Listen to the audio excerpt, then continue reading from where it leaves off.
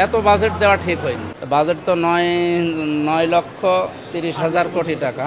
8 লক্ষ না 9 লক্ষ? 8,50,000 কোটি। কেউ বলছে 9,30,000 কোটি। দেখলাম যে আমার বাজেটের বই আছে তো, বই দিয়েছে। যাই হোক, কালকে থেকে মনে হয় পুরাটা হবে, এখন সঠিক নাই। আমি এখনো পড়াশোনা শেষ করিনি বাজেট নিয়ে।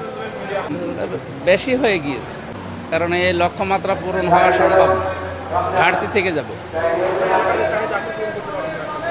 চাহিদা পূরণ হবে না। ওই গত যে বাজেটে এই 55 বছর যেভাবে চলছে এইভাবে মনে হয় ঘাটতি থাকবে। আমার যতটুকু অ্যানালাইসিস বা যতটুকু লেখাপড়া বা বাস্তবতা যা দেখছি, আমার মনে হয় আরও অন্তত 200-600 হলে ভালো হতো। 600 কোটি টাকা হলে ভালো হতো। 6,000 কোটি, 9,000 কোটি তো অনেক বেশি হয়ে গিয়েছে। সরকার যে কী করবে সামনে দেখা যাক কি হয়। ঠিক আছে।